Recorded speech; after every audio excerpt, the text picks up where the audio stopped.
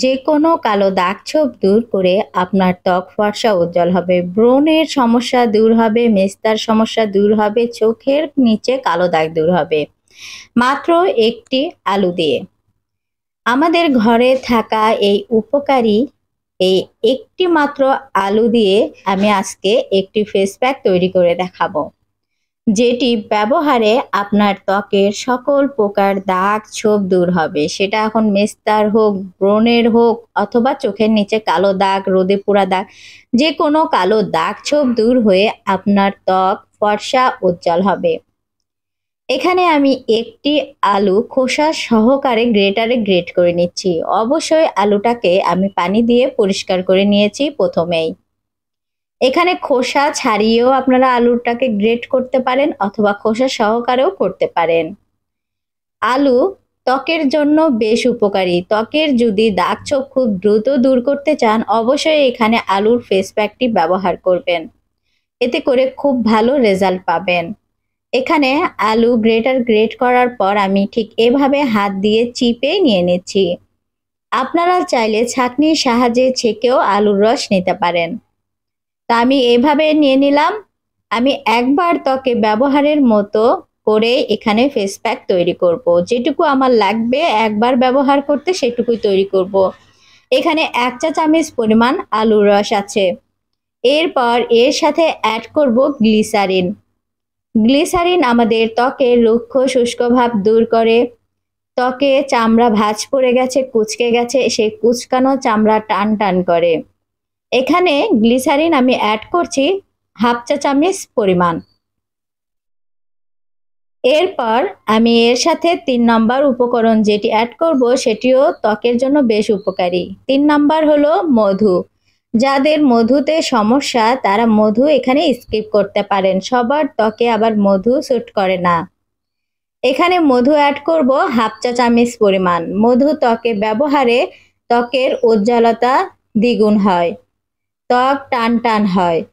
মধু ত্বকে ব্যবহারে যাদের ত্বক কালো তাদের ত্বক ফর্সা উজ্জ্বল হবে।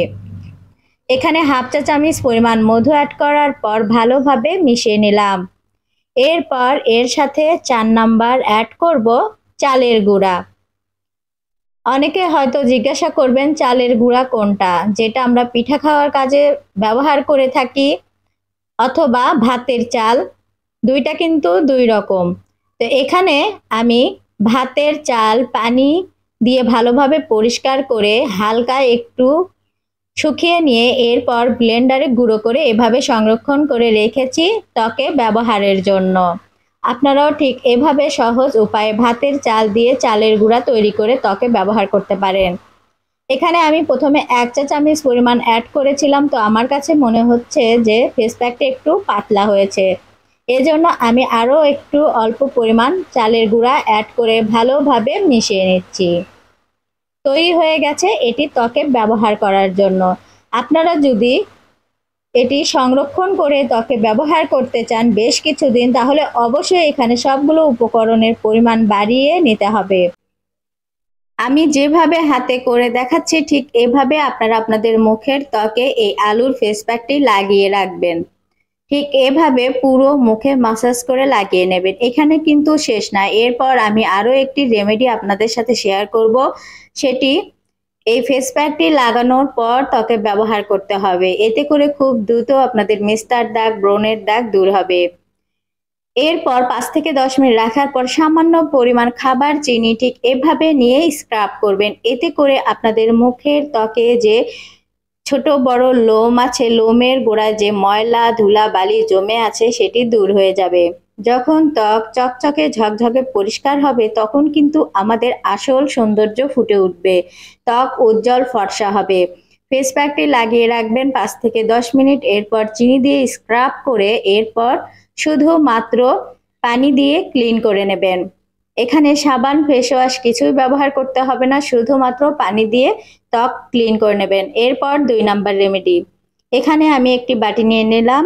এই 2 নাম্বার রেমেডি তৈরিতে আমার 2টি উপকরণ লাগবে। তো এখানে আমি প্রথমে নিচ্ছি হলো গ্লিসারিন।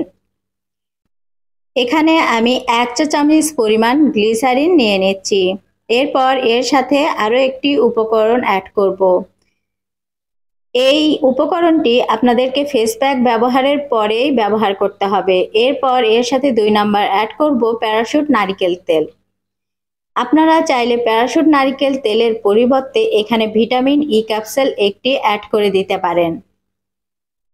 এই 2 নাম্বার রেমেডি আপনার ত্বক টান করবে, ত্বকে কুঁচকে যাওয়া, ভাঁজ পড়ে যাওয়া এ সকল সমস্যা দূর করে দেবে। এরপর এখানে ভালোভাবে আমি মিশিয়ে নিচ্ছি। 1 চা চামচ পরিমাণ গ্লিসারিনের সঙ্গে 1/2 চা চামচ পরিমাণ নারিকেল তেল অথবা একটি ভিটামিন ই ক্যাপসুল। এরপর মিশিয়ে নেবেন। এটিকে আপনারা চাইলে অনেক দিন সংরক্ষণ করতে পারেন। ছোট একটি কৌটো করে এটি সংরক্ষণ করে রেখে দিবেন। যেহেতু এটি আমরা মুখের ত্বকে ব্যবহার করব, অল্প পরিমাণ যথেষ্ট মুখের ত্বকে ব্যবহার করার জন্য। এখানে আমি অল্প পরিমাণ নিয়ে ঠিক এভাবে মাসাজ করে যেভাবে করছি ঠিক এভাবে আপনারা মুখের ত্বকে মাসাজ করে লাগিয়ে রাখবেন।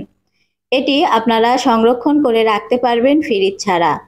ঠিক এভাবে তৈরি করে আপনারা অনেক দিন এটি সংরক্ষণ করে ত্বকে ব্যবহার করতে পারবেন। অবশ্যই আপনাদেরকে আলুর এই ফেস প্যাকটি প্রথমে ত্বকে ব্যবহার করতে হবে, এরপর 2 নাম্বার এই রেমেডিটি ত্বকে ব্যবহার করতে হবে। সপ্তাহে 2 থেকে 3 দিন এই 2টি রেমেডি ঠিক এভাবে ব্যবহার